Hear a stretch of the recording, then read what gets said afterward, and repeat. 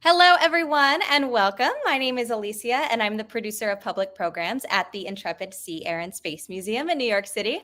Tonight, in honor of the museum's 40th anniversary year, we are so thrilled to bring to you a very exciting and very rare chance to get up close to one of our biggest acquisitions from the past 40 years. So tonight, everyone, you will be getting a VIP treatment here with our Curator of Aviation, who will give you an exclusive look inside of our supersonic British Airways Concorde. You'll get to hear a bit about the history of this amazing aircraft and take a look inside at spaces frequented by the rich and famous, and even get a look at some artifacts from our collection with our collections manager, Danielle Swanson. And if that wasn't enough, we also have with us tonight Captain Leslie Scott, a pilot who actually flew the Concorde and even set a world record in the very same plane that we have at our museum and that you'll be looking at too. So in a bit, he's going to share some of his experiences flying this incredible aircraft and tell us what it's like to go twice the speed of sound. But before we jump into that, everyone, a little bit about the Intrepid Museum. So if you are not already familiar, our complex is located on the west side of Manhattan, floating right in the Hudson River, and our museum is housed inside of a historic World War II Essex-class aircraft carrier, the former USS Intrepid. For some background, the keel of our ship, the very bottom of it, was actually laid in preparation for World War II on December 1st, 1941, and then just 6 days later, on December 7th, Pearl Harbor was attacked, dragging the United States into the conflict, and what was estimated to take 3 years to build ended up taking just 17 months. Our ship began service in August of 1943. It was active throughout World War II and the Cold War, and it also played an important role during the space race as a prime recovery vessel for 2 NASA spacecraft that splashed down into the ocean after their missions. So that's part of what makes us a space museum. But if you were wondering that, but the Intrepid also then went on to serve in the Vietnam War on 3 combat cruises from 1966 to 1968. And then a few years later, it was eventually decommissioned to become the museum we now all know and love in 1982, the Intrepid Sea, Air, and Space Museum. Believe it or not, after being saved from the scrapyard, too. So this year, we are, of course, celebrating our 40th anniversary, 40 years as a museum, and our mission remains the same: to honor our heroes, educate the public, and inspire our youth. On site, we've got 28 military aircraft on display: the Space Shuttle Orbiter Enterprise, a Cold War-era nuclear submarine, the USS Growler, and of course, the reason why you all are here tonight, a British Airways Concorde right outside on our pier. So there is so much cool stuff to see and do here, but I know you all are eager to board your flight tonight. So without further ado, I would like to bring on screen here our special guests for this evening. First, we have Eric Boehm, who will be leading our tour tonight. There on the right. Say hi. Eric is our Curator of Aviation here at the Intrepid Museum. He served in the U.S. Air Force for 20 years and is a graduate of the State University of New York with a degree in history education. He's been on our staff for over 17 years, managing the care and the refurbishment of our aircraft collection, and he creates exhibits, content, and programming. He's now a grandfather of a very inquisitive 2.5-year-old and is looking forward to inspiring her by sharing his interests in the areas of science, history, and aerospace. You'll also notice joining us tonight to his right, to our left, we extend a very warm welcome to someone who is, of course, no stranger to the Concorde, Captain Leslie Scott. In 1968, Leslie joined British Airways on the Vickers BC-10, moving to the Boeing 747 in 1974. 10 years later, he transferred to the BAC-111, and after a brief period back on the B-747, moved to Concorde in 1994. On February 7th, 1996, he and his crew set the current world record flight time from New York to London of 2 hours, 52 minutes, and 59 seconds in the very same airplane that you see behind them at the Intrepid. This is Alpha Delta, or G-BOAD. He retired from British Airways in 2002, and Concorde followed him in 2003. From 2005, he flew Gulfstream 4s and 5s in the U.S. corporate world before his final retirement in 2015, and he now lives in New York City, not too far from us. So thank you so much for joining us, both of you, tonight, and I'm going to hand it over to you. Take it away, guys. Thanks, Alicia. Boy, it's a beautiful day in New York. I'll tell you what, we're sweating it out. We had like 2.5 days of solid rain. But look at it, it's a cloudless sky. But before we get started, we just want to send on behalf of the staff here at Intrepid our condolences to the folks in the United Kingdom on the loss of Her Majesty Queen Elizabeth II today. Yes, it's a very sad day, very sad day. Did she ever fly on this? She did, actually. Yeah, she flew on Concorde a number of times. I don't think it was on this particular one, but certainly back in the early days, she flew from Barbados and I think out to the Middle East, but I'm not certain. Right, and then there was all those beautiful Concorde flights over the Trooping the Color for like the Jubilees. Yes, that's true. I actually attended one of those when I was stationed in the Air Force over there, and I got to see her from about 10 yards away. It was quite amazing. I was very close. But the flyovers with the red arrows was amazing. Yes. So, but we're here to see Concorde, and we're going to talk about it. And since it's so beautiful outside, I talked Leslie into talking about some of the bits and bobs on the outside. And we're going to start right on the pointy bit over here and work our way back, and then we'll go up inside and take a look inside. So let's take a look over here, Jason. So let's start at the very, very front here, Leslie. Okay. What's going on? I suppose the thing we could do is highlight the things that are so different about the aeroplane from a normal subsonic plane. And as you can see, it's got a very sharp front, pointy front, to help it get through the air when it's going twice the speed of sound. The very front there, we have the pitot tube, and that temperature can get up at Mach 2, can get up to 127 degrees centigrade. Tell her and as we come back slowly, you can probably see a join, like a smile, in the fuselage there. And that's where the nose would drop, because Concorde had a very high angle of attack on the approach. And once it took off as well, there'd be a fairly high angles involved. And for us to see out the window, and I think you can see the windows up there, Jason, can't you? Those two at the side there would be on the co-pilot side. And just in front is where the nose would drop. So that allowed us to see clearly where we were going. Right. Now, Alicia has some extra photos to show. So while we're talking about things, she could pop pictures up. I think I furnished her a photograph. A little bit of a shout out to Heritage Concorde over there in England for allowing us to use some of the images from their website. So heritageconcorde.com. Wonderful visit. Visit that site. It's wonderful. So what's this flat plane right here, right below the windows? Is that? I believe that's to help generate the turbulent flow that goes over the top of the delta wing back here when we're flying at slower speeds. So kind of like a canard. Yes, it helps generate the what should we say, vortex tornado style. Now over the top of the wing. There's some things poking out here. Now I know right up here, Jason, if you look, there's kind of a cylindrical thing with a pin on it. That I know that's the lock that's keeping the nose in the up position.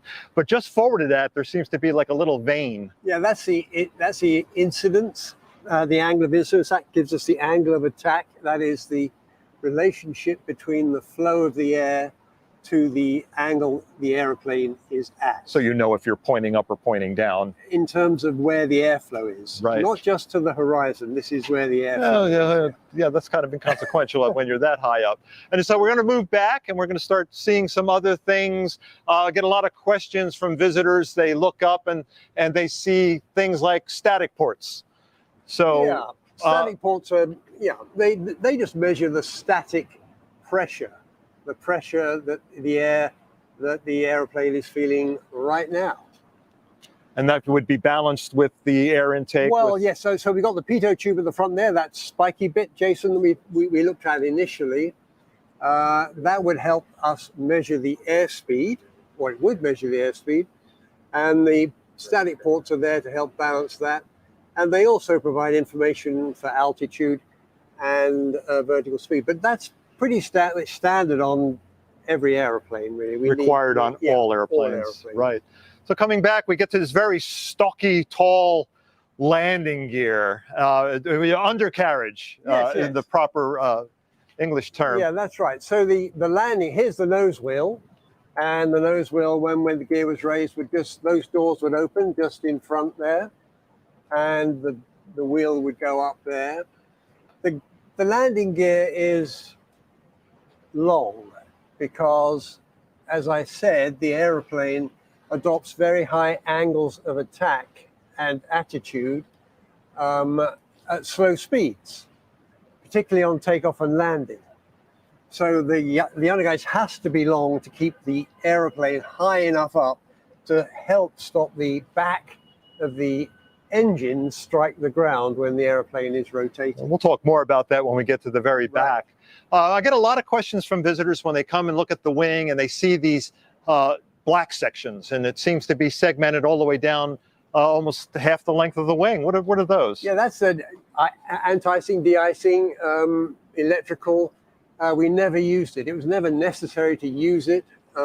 These wings never, ever iced up. That sounds peculiar for an airplane, because you hear about airliners. I mean, there's been accidents where they've had ice buildup. Oh, sure, yeah, but it never happened on this. And it was tested extensively, you can imagine, before it was ever... Yeah, I remember NASA would fly an airplane ahead that would atomize water and spray it in flight at altitude to try to generate ice and tests. Did the same for this, yes, and it never generated any. No ice. Well, not on the wing. I mean, you know, other areas, the air intakes, the engines, yes, of course, they had to be. Oh, we'll see those too. Yeah. So if you come visit Intrepid and come see Concorde, you'll notice that one of the engines, there's no engines installed in the airplane, but British Airways was very gracious to leave one behind. And this is actually the Rolls-Royce Olympus 593 turbojet engine.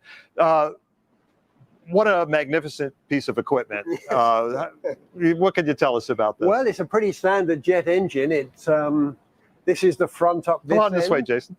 And it's a 14-stage, high pressure, low pressure compressors. Right up, this is the intake section. Before it's ignited in the chambers and forced out the back, a standard jet engine, really. As we used to say in the Air Force, they suck, blow, and go. Yes, it's just taking air in and throwing out the back a lot quicker. It's the standard thing, really. It did have some clever attachments, which we'll come and look at a little later, but we did have afterburners or reheat on the aeroplane, which of course added actually 20% roughly to the power on takeoff. And also there were nozzles, primary nozzles and secondary nozzles to help control the rate. Certainly the primary was to help control the rate of rotation of the compressors, and the secondary nozzle did all sorts of other things, but we'll look at that in a moment. We could talk probably all night about jet engines if you wanted to get technical. But let's move back a little bit, Jason. We're going to come back a little further. We're going to come on this side. And as Concorde enthusiasts are aware, there was the one accident. And this is kind of where it happened. It is, yeah. It was this tire here, the right front on the left side, that ran over a piece of debris on the runway at Paris, Charles de Gaulle, and cut through the tire and released the remains of it up into the wing up here, right above. And in that area is fuel tank number 5. There are 13 fuel tanks on Concorde. This is number 5. There were the 4 engines were supplied by 1, 2, 3, and 4 tanks. 5, 6, 7, 8 are just extra tanks that hold fuel to feed into those 4 tanks. And so this tank was absolutely full to the gunnels.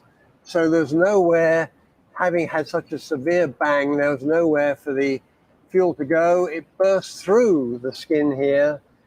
Somehow the electrics within the engine, the undercarriage area were damaged, caused an ignition, we think, that lit the fuel that was coming out of here, and that proceeded straight back down the engines, and the crew got a fire warning. And they were already at a point in the takeoff where they could not abort it. Yeah, they had to keep going. They had to keep going. Yeah. So there was a lot of fixes that came about. One of them was, and Alicia could pop up a photo. Now, fuel tanks, a lot of people don't know about airplanes, modern airplanes. It's not like a fuel tank on a car where you have a separate vessel. It's called a wet wing, where the fuel tanks are actually within the structure of the airplane. And I worked on the inside structure of C-5 Galaxies. It's quite amazing how much fuel inside these things. But you can see in that photograph, they came up with a fix to guard against that. Now, there was other things like they changed tires. The explosive decompression of that tire, when that tire exploded, that steel belted rubber was like shrapnel. So that was changed. They put some armor guard on some of the wiring and hydraulic lines that are in the landing gear well.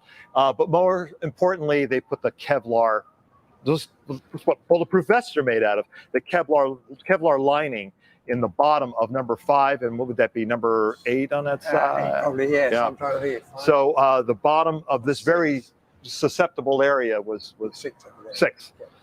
And they took advantage. I read about this because I know the person who designed the interiors of these things. They took advantage. They were adding weight, even though Kevlar is light. They were adding weight to the airplane. They needed to lighten it up somewhere, so they took advantage of that, and they redesigned the seats inside. And so the old seats were pulled out, and new seats were put in that weighed less, and to kind of counterbalance the weight problem that the Kevlar added. Now that we're here, we're really in front of the engine intakes. Well, indeed. But just before we move on to those, I mean, these, as I said, the undercarriage here has very long legs. Yes. And the legs cannot swing straight up into the fuselage when the gear is raised. They had to be shortened. So if you can imagine, it's rather like if these are it's the undercarriage, it has to go short first before swinging up into those bays there.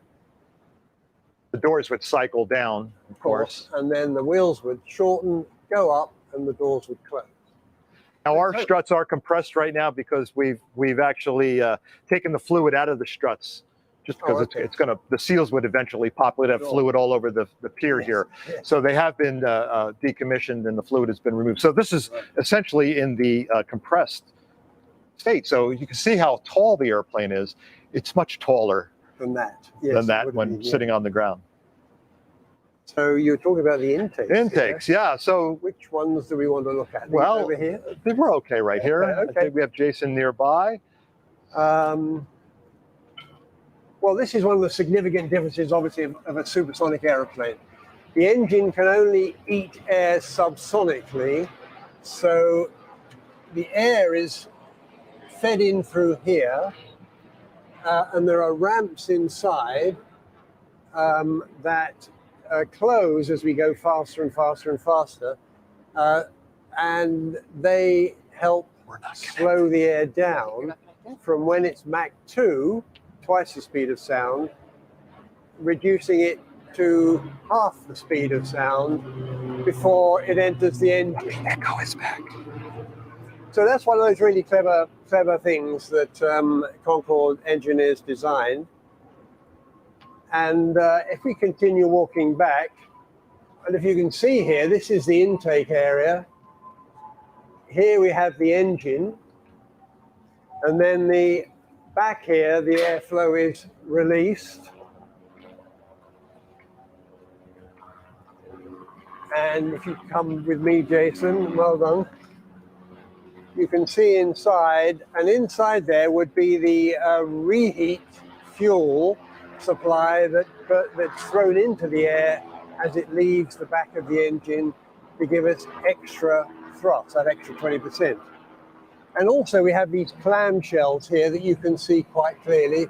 They're called the secondary nozzles, and they move in all sorts of directions at various times, usually automated. So on landing, we'll go to landing first. In order, like in most aeroplanes nowadays, of course, you have a way of preventing the air going out at the back and directing it forward. It's reverse thrust. So these clamshells would close and the air would then be directed forward at an angle, which helps slow down the aeroplane. But the really clever thing about these clamshells is that those combined with the intakes to the engine, they can get to such a position in supersonic flight that they are actually directing lift forward. So this redirection of lift, because of the shape of the clamshell and the intake at the front there, provided the helicopter's going over, I don't know if you can hear me, 50% of the thrust. So at twice the speed of sound, the engines are doing half the work, the aerodynamics is providing the other half, which I think is really clever. Now we come back here to the elevons, so you'll notice that we don't have an elevator, so any pilots out there would be familiar with a tailplane and an elevator, because the nature of increasing speed causes the center of pressure on a wing to move backwards. So that's counterbalanced in subsonic airplanes with a tailplane. We don't have that because what we used to do was to move the center of gravity with that movement of center of pressure. So as we accelerated, we would move fuel from the front of the airplane to the back here. So there, as I said, I think I said, there are 13 fuel tanks numbered 1 to 11, not wishing to be, anyway, and 11 is here at the back, and 9 and 10 are all in line with the fuselage, and that fuel will be pumped back. And then as you decelerate, it will be pumped forward. So we didn't need a tailplane. Very clever. But these elevons are both the elevators and the ailerons for roll. So they worked in conjunction. And as we come... Did they all move in conjunction? Could you move just... Did the computer control how many of them moved? Yes, it was all fly-by-wire, yeah. And it's noisy here in New York City tonight. It's beautiful weather, so we have a lot of the sightseeing helicopters going back and forth. Will you mention that?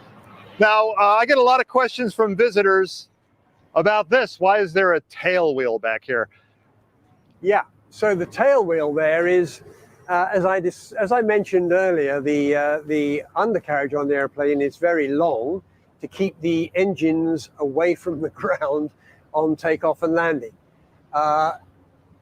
If we overcooked it, particularly on landing, the possibility would be that the ground would meet the clamshells that we looked at just earlier, those secondary nozzles, before the airplane touched the ground. So these wheels were put in place so that these would strike before anything else struck and nod the airplane forward. So they were there as a secondary protection. Could you feel that from the cockpit if you got a little low on the tail? I don't know. People say, I was a training captain as well, teaching others to fly it. And people say that maybe once or twice we got very close, but I'm not sure we ever did. Well, those wheels don't look like they have any wear on them, so I think you missed.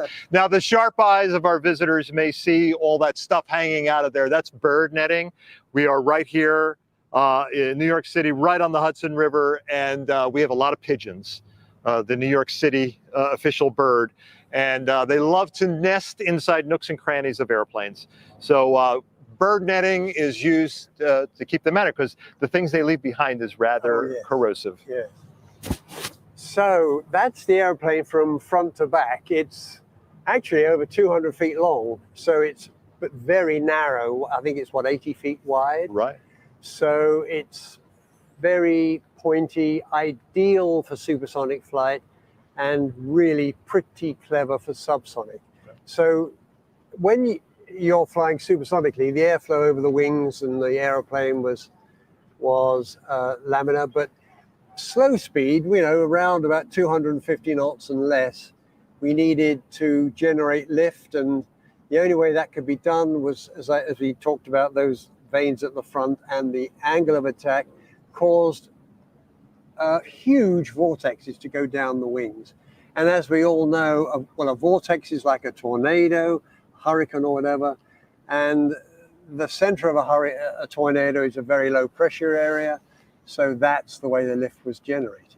And that was at slower speeds at higher angle of attack. Higher angle of attack, yeah. And that's just kind of a necessary thing with delta wings. Yes, that's general. That's a general story, yeah. Okay. Yeah. Well, we're going to start walking forward a little bit, and then we're going to pop up inside. So, Jason, follow us along. Take one last good panning view of the beautiful Hudson River here. I just can't get over how beautiful it's been. It's just been raining the last couple of days, and it's just a gorgeous night here.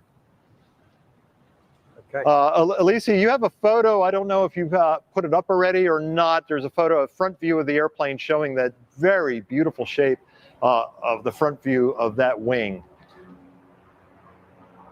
I just love that picture. Thanks.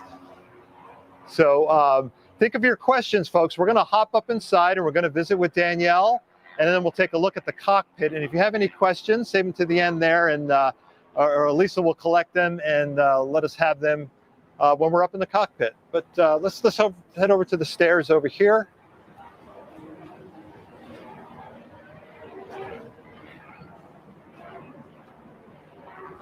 Oh, the captain first? Yeah. Age before beauty, I know. Now we do a wonderful tour here during the week. You can buy an extra ticket for that, and then you get a tour guide to come in and bring you inside the airplane, and you get a very personal look at what you're going to see over here on the video. But it's just a beautiful airplane to look at, and we're getting ready to hopefully next year do a complete repaint on this airplane. It's been since 2003. It's been sitting here. The Hudson River has not been kind to it.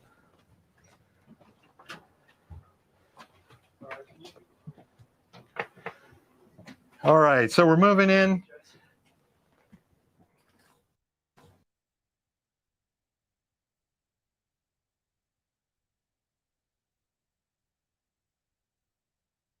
He can show you places where the service trolley were stored. Here's one of the lavatories, pretty standard airplane stuff, and some storage closets in this area for the flight attendants.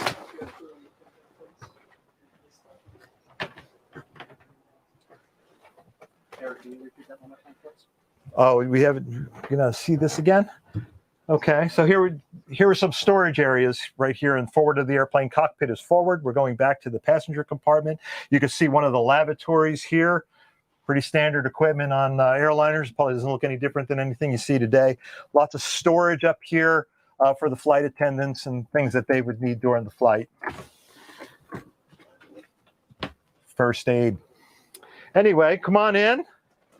And Captain Scott is going to be here. We're here with Danielle. She's got a few items from our collection, and Danielle is our collection manager, and you've probably, if you've been on any of our programming, have met her already. And she takes care of all the little bits that come in. We have Concorde passengers from the past have collected this stuff and they don't know what to do with it. They donated it to us. We're going to do a really wonderful exhibit someday in the future.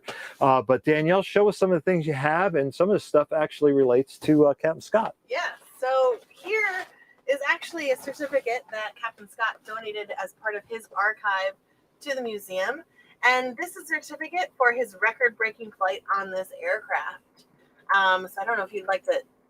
Yes, that's confirmation. Yes. I mean, how do we know we did it in 2 hours, 52 minutes and 59 seconds? Well, the way we know that is from when the wheels, the weight switches on the wheels show when the airplane left the ground, and they also show when we land as well. So that intervening time can easily be measured on these quick access recorders. And this is a certificate confirming that the time was indeed 2 hours, 52 minutes and 59 seconds. And we have some other ephemera involved with that record-breaking flight, but we kept a lot of that in storage. Some of this stuff is very valuable for the future, so we kind of keep it under lock and key. We're taking care of your stuff, Captain Scott. Okay. And Danielle will watch over that quite well. So I also have here a menu from a British Airways Concorde from 1980. And so in this menu, it gives you a sense of all the really high quality drinks that people were served on board, as well as their lunch menu. So they had a nice avocado pear appetizer, a choice of beef, fish, or chicken for lunch, vegetables. Did you eat the same thing? Did you eat the same thing as the passenger, or did you had a box lunch with a peanut butter sandwich? I couldn't possibly comment. I'm sure. So this is also a selection of items we have. You can find more on our digital collections website, where we have a lot of items online as well. But I also brought out just a few objects of the souvenirs that people might have been given on board.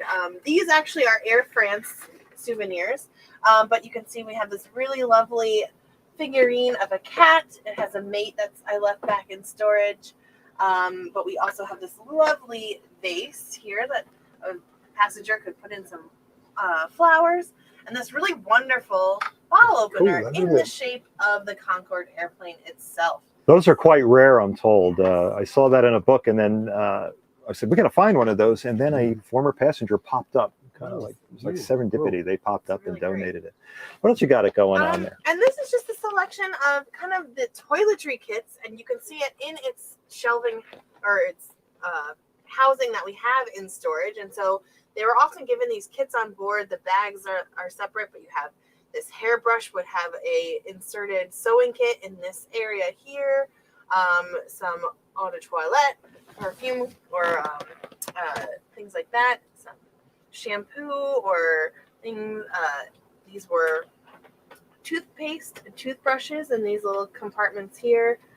Some floss as well. And so this kind of gives you a sense of how we take care of stuff in storage in the museum. It's very important that the stuff is cared for. Notice she's wearing a glove when she touches some of this stuff. So none of it will touch human hands ever again in Danielle's care. So, well, thank you. And this isn't all we have. How much more? We have plenty more. It's a small collection, but we do have a number, especially of, the paper stationery kits that people would receive on board. Pen and pencil sets. Pens and pencil sets. Their boarding passes people would donate to us as well. I think we have some China we got recently. Yeah. So, and Concorde had such a long period of service that some of the stuff, you can almost date it because it changed over the years. So it's really fun when people donate this stuff, and then we have to kind of figure out what year that came from.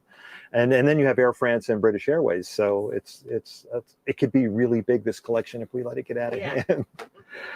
All right. Well, we're going to go up to the cockpit. We're going to send Captain Scott up there and give us a little brief about what's up in there, and then we can take your questions.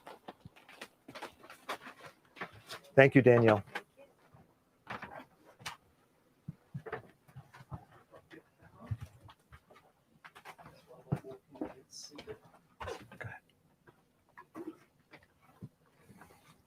All right, it's really tight up here, and this is the pointy end of the airplane. You can notice that it's a little bit of a tight fit. We've put an extra stool in here so we don't have to go climbing over all the instruments and things like that. I'm going to stay here behind Jason so that Captain Scott can show us the cockpit. It's got that big bright light there, but I think we could see most of it. I don't know. Can you see on the other side of the light? Go on in, Jason.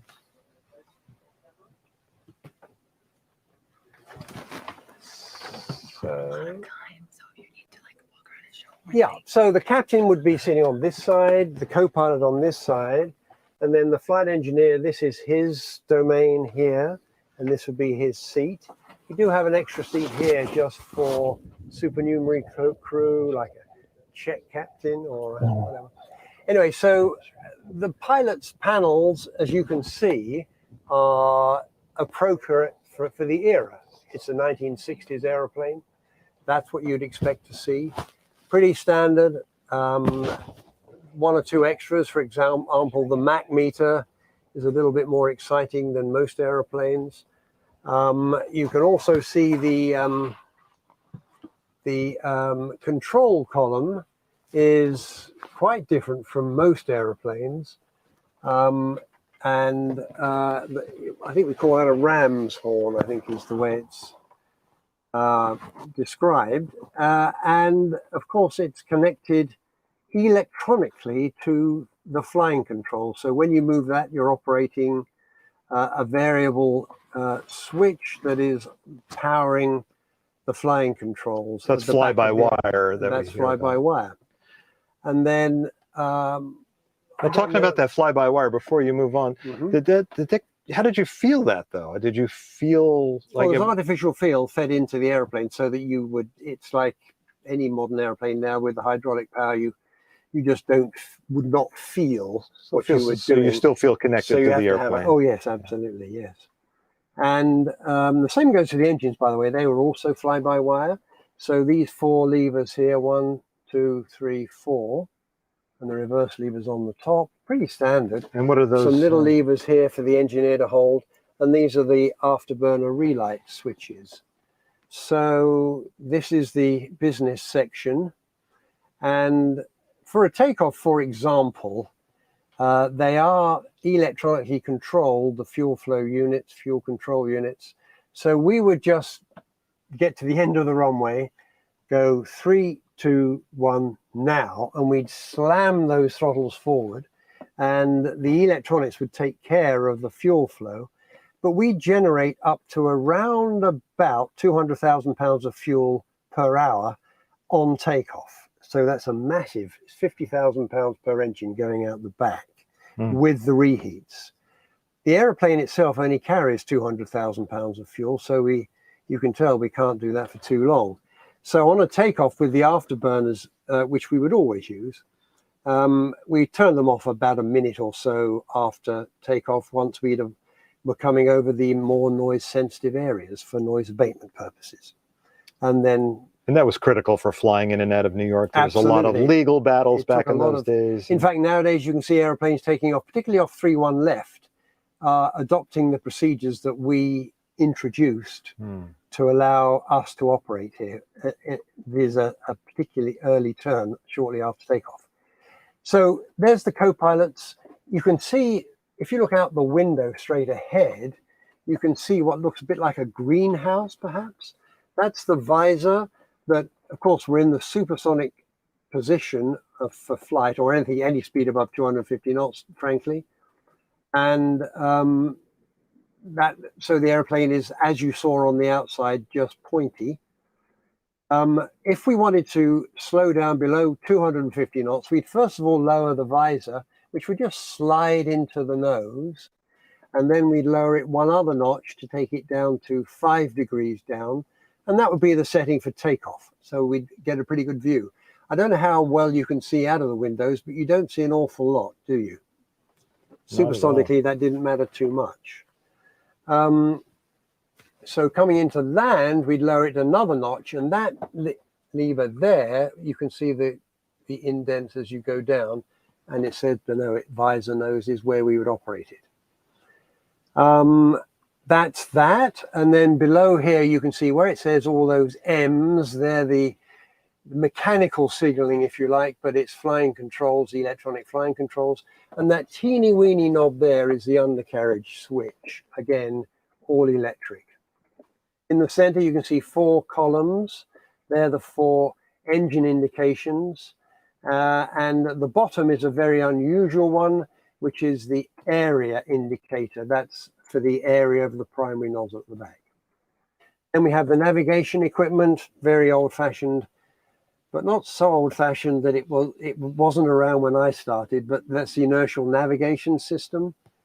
And that's basically it. It's a pretty normal look as far as airplanes go of this. So most pilots would recognize. Oh, absolutely, yeah, of this vintage. Very sophisticated auto flight system, very sophisticated. The auto throttles particularly, because this was really on the back of the drag curve on an approach. The slightest decrease in speed produces a massive increase in drag. So the throttles had to be extremely sensitive, and they were. They could easily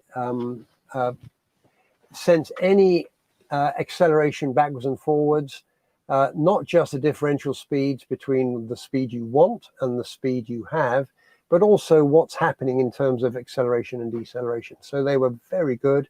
This was a very sophisticated autopilot system. We could land in what's called Category 3A weather, which I've forgotten what those numbers are. It's 20 years ago, but they were something like, I think, 50 feet decision height, very low. So that's really it. Well, against your back here, we have the flight engineer station. I don't know if you could tell us anything about this, because this is just a myriad of switches. Well, I could, but it's a little bit of a mysterious area, and it's just a lot of dials. Come on over here, okay, and we can get to a better angle on it. Jason, now, you talked about when we were outside that the need to transfer fuel fore and aft to move the center of gravity, because you couldn't stabilize the center of lift because of the lack of a stabilizer. So did that have to be done manually? Yes, it was done manually, absolutely. And in fact, this is a good clue as to what we're looking at. There's a fuel management system here, and you can see the tanks. I think I may have mentioned there are 13 fuel tanks numbered 1 to 11. The trim tanks, the ones that move the center of gravity, are in the center. So imagine this is the aeroplane, this is the center, and this is the right wing, and this is the left wing. So you can see this says 9 on it here. This is number 9 tank. This is 10. This is number 10 tank. So this would pump fuel back here to number 11 when we're accelerating, and do it in reverse when we were decelerating. And this would show where the center of gravity was roughly in terms of percent. And these are just the remaining fuel tanks. And the engineer was constantly trimming and moving the fuel around. But there are a lot of dials here. And so I don't know whether, I'm not sure whether people would be too interested in this, are they, in what's what? But there are certainly an awful lot. Now, I was told that down below here, and it's hard to see, there's a radiation gauge. Yeah, it's protected by this cage. I think it's down here, I thought. It's very low. It's like very hard to read. It's very close to the floor. But why would you have a radiation gauge? Oh, well, it's a very good question. Yes, well, sunspots and so on. And we're at such a high altitude that, of course, people were concerned about us getting irradiated.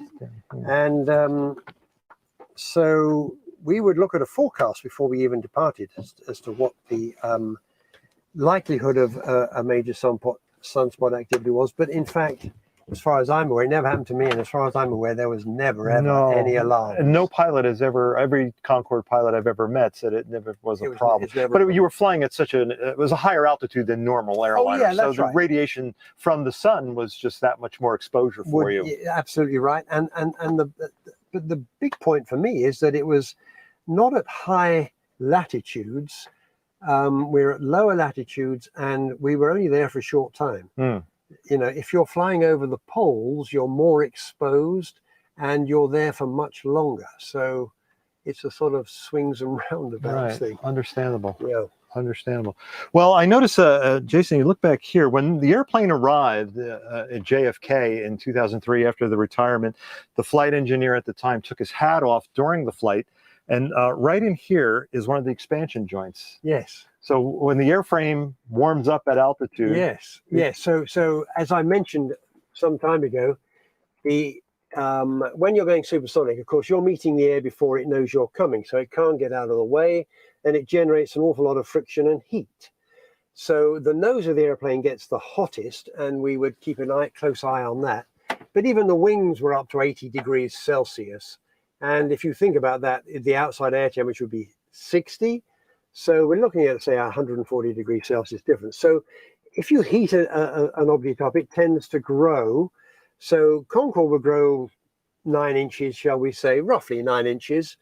And this position here would allow you to put your hand in, a hat in, or whatever. This would grow. Widen.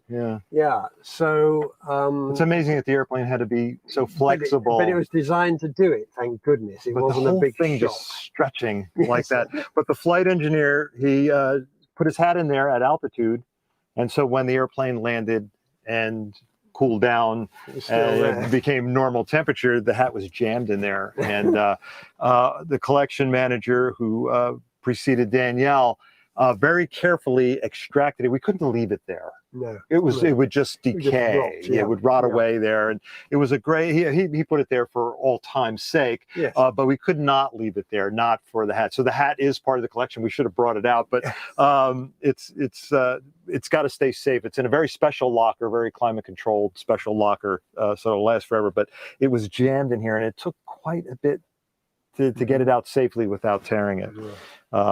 But we're happy to have it. Indeed. So, all right, you want to go back and get comfortable. We can look at a few more things here in the hallway. There's all sorts of circuit breakers and switches. So Jason, take a good look at these things as we walk back, and we'll get back into the passenger section. And I think we can start thinking about some questions from our viewers. Oh, you want me to do it back there? Would it be more comfortable for you there, or you can do it here? Yeah. You're happy here. Because we're not going to point things out. Yeah, he's happy here in the cockpit. In case you have cockpit questions, that's a good point to stay up here. But Can you get comfortable in there, Jason? There we go. All right, Alicia, can you hear us? We're not sure we're hearing you. Yep, I can hear you guys. Oh, Can there you she is. There she is. Do you have any questions lined up for us? We absolutely do. All right, lots of questions. So first off, we have a question from a high school physics teacher, Super Smith.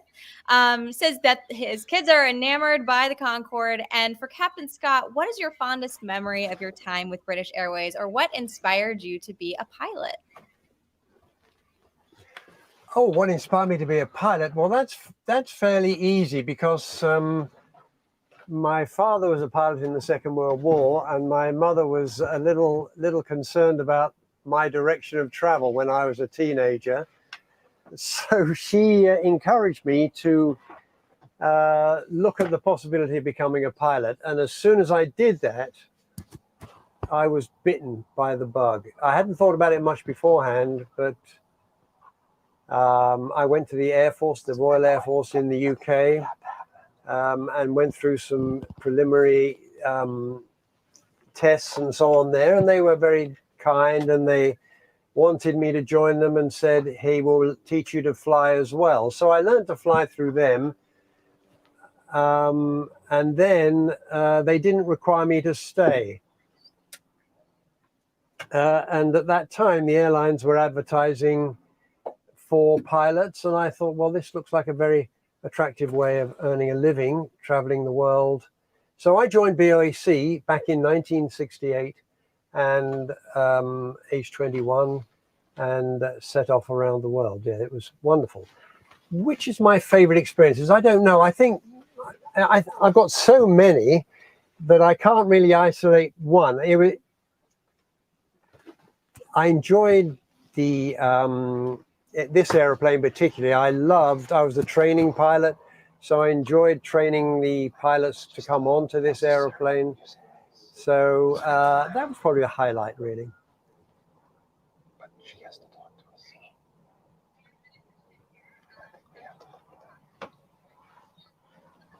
But that's why you're here, isn't it?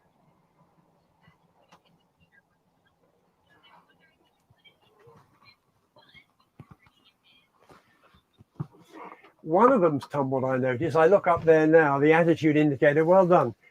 Well, if the gyros are not spinning, then they're just sitting there doing whatever they're doing. But if the airplane was powered up, you would certainly have them the right way up. Caged. All right. So another question here then. Did it take longer than other planes to refuel the Concorde? Well, that's a very good question. I actually don't know the answer to that. I suspect not really, because we didn't take as much fuel as some, so it's a hard question to answer. I don't think it was a problem. Certainly, whenever we would be traveling somewhere, it was never a big problem. And there was single point refueling like any other airliner. Right. So right. One single point refueling means one place where the fuel's coming in, and then it transfers to all the tanks. Great. Also, you mentioned before about the weather. So another question here, does turbulence or a lightning strike feel any more or less severe than in a subsonic airplane? Well, interestingly, yeah, we usually flew above turbulence. I mean, when we were flying supersonically, we were between 50 and 60,000 feet. So unless you're in the equatorial regions, you're not really going to face much in the way of thunderstorm type turbulence, but regular turbulence you could, certainly over the North Atlantic. But at that altitude, we didn't experience it because we were way above the tropopause. So we didn't actually experience those jet streams. So no, we didn't. But when we did, it could be quite bumpy, I must confess. Lightning, I've been struck by lightning in this aeroplane, and it was as big a scare as it is on any other aeroplane. There's this bang and flash and boom, and some people see a ball of something rolling down the aisle, but I don't know. But anyway, no, yeah, we certainly were struck a few times. That sounds terrifying to me.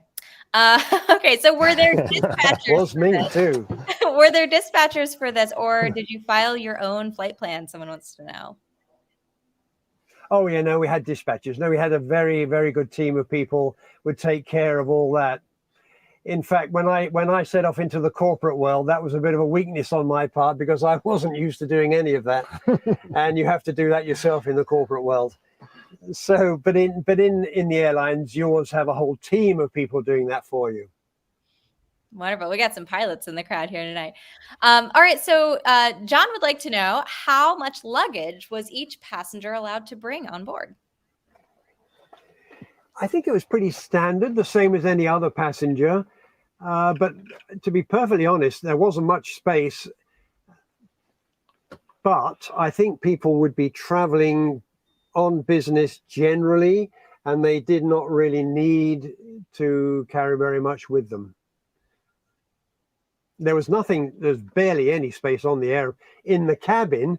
I mean, we could show you later how much space there was. Not much. No wheelies in the overhead. And also, a lot of people are asking, did the Concorde have a first class, or was it all just first class, really? No, it was all first class. It was all the same class from front to back. Interestingly, of the people I flew, one or two people wanted to be in the back, and some people wanted to be in the front. The front was more attractive, probably because you got on last and got off first. That makes sense. Also very attractive today, I feel like, for people flying too, huh? Yes. So another question here now about all the food. We were looking at the trays before and kind of that area with the small galley area. How did they make all of those amazing foods in such a small space? It was pre-prepared, of course, but it was beautiful food. It really was high quality food. Caviar, and no expense spared. The best wines, the best brandies, the best whiskies, the best of everything. The food really was superb. You know, I just had a phone call from one of the chefs, and he's probably watching us, and I owe you a phone call back, sir. I'm sorry that it came in kind of late on my part, but wasn't able to get to it today, but I'm going to give you a call tomorrow. But yes, they took great care in making those meals, and as we saw in those menus, it's kind of special stuff. Oh, it was really superb. Yeah, it was. These are great questions. Another question here. How did they arm the doors? Were they equipped with slides or with slide rafts? And if so, where were they? Yeah, they did have slides and slide rafts. They were on the doors, yeah. Yeah, we have removed all those. They're in storage. Okay. We removed those just because it's, you got this rubber component, and it's charged with CO2 cartridges for inflation, and that's dangerous. Sure. All that has to be removed. So, and it just makes more room for moving around up in here. It's all in storage.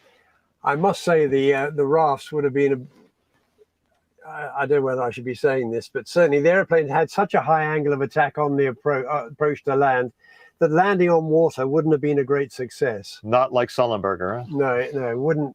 Nothing like that. No, the tail would certainly have hit the water first, and then have tilted the nose forward with a huge bang. Bangs are never good. Bangs are never good. Good to know. Actually, so speaking of the nose, then we have a few questions regarding the nose drop. So, how do you operate the nose drop? Was it automatic, or did you have to do something? No, there was a switch. I could point the switch out to you. Well, Jason, you swing the camera around. And... You're able to.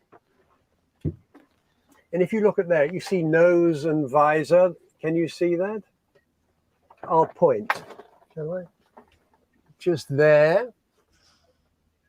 And you can see the knob in the top is up.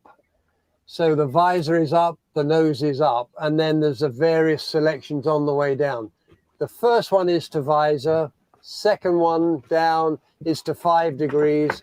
Then the last one is to 12.5 degrees, which just gives you enough room when you're the pilot to see over the nose, because the attitude of the airplane at that point was around about 9 to 10 degrees, and we're on a 3-degree slope. So add that all together and you get a big number. It's so interesting how that works. You mentioned before that there was an expansion joint up there. So was there an expansion joint in the fuselage as well? Someone would like to know. Oh, yes, all the way back. There were several spots. Yeah. Yeah, I had to get, we had to do some repairs in the floor area several years ago, and we realized that the floor panels in certain places weren't connected to each other, but actually had the ability to slide over each other. So that was in one section in the back that I found. Okay. And not unlike the ship, the ship has expansion joints that do that. That is very true. All right. Oh gosh, we have so many great questions here. So is there a particular passenger that kind of made you starstruck? We know that this was a very, very elite plane. Do you have any stories about any famous passengers that you might have flown or heard about flying? Apart from my wife. You're super you got that bonus point. There are lots of them. I mean, my favorites, I suppose, I was back in the era of the 60s, the Rolling Stones, the Beatles. They'd all be on board. I mean, they were my favorites, you know, there's Eric Clapton, those guys. And then a number of film stars, we would have people come up and say hello, and one or two would stay for the landing. And that was always very nice. And lots of politicians. Goodness me, well, Gorbachev, who sadly just died, but he was on one of the flights. Margaret Thatcher. I didn't fly any royalty around or presidents. Well, I guess Gorbachev was the president, but he wasn't at the time. And when you were flying so high up, someone would like to know if you could actually see the curvature of the Earth. Were you that high? Yes, it wasn't easy to see. It wasn't easy to see, but if you do look hard, you could certainly see it. Yeah. That sounds amazing. I'll tell you one more. I mean, interesting thing is to look. If you look straight up, it was black. Wow. Because we were right on the edge of the atmosphere. That must have been amazing to look out the window and see that. Gosh. And then a lot of people obviously always want to know, how much did the Concorde cost to ride? If you were a passenger, what would a ticket cost? Well, if you have to ask, you can't afford it. That's my answer. But it varies. It's such a long period of service. So. I think the answer really is it was first class plus. So that price would have varied over time. And sadly, after the Air France crash, the prices probably came down a bit. But it was certainly first class plus. VVIP, as we like to say. Right. And last question here. Of course, you are infamous now for breaking that speed record. Someone would like to know if there was any planning that went into that. How did that happen? Can you walk us through that very famous event now that we love to talk about? The day before, we flew from London to Kennedy. And it was a particularly slow flight planned because there were some strong winds around. So we, amongst ourselves, the three of us discussed, hey, if it's still there tomorrow, why don't we have a go at this? So we decided the next day that we would. And then we started talking to all sorts of people who could help us do that. Clearly, the flight planners in Kennedy had connections with air traffic control in the local area. The co-pilot on that flight was very well connected with air traffic control in the UK. And so he talked to some of his friends. So although the way we flew the airplane and the route we flew was generally a great circle route, which is the fastest way to fly across the world, we could straighten a few lines, and we did manage to do that. Also, we were able to accelerate a little earlier than we would normally have done. We shaved fairly close to Nantucket on the way up. They may have felt us go by. We went the usual route after that we took us up to Newfoundland, just south of Newfoundland, and then we set off across the North Atlantic. And we delayed the deceleration and descent so that it all worked well for us. But one of the really good things also was that once we got subsonic and started our final descent, we took full advantage of the ability to use reverse thrust in flight on 2 of the inboard engines. So that allowed us to stay higher longer, taking advantage of those really strong winds. And then London Air Traffic Control were just wonderful, because when we set off, they were landing to the east on the easterly runways. When we got there, they'd switched runways and were landing to the west.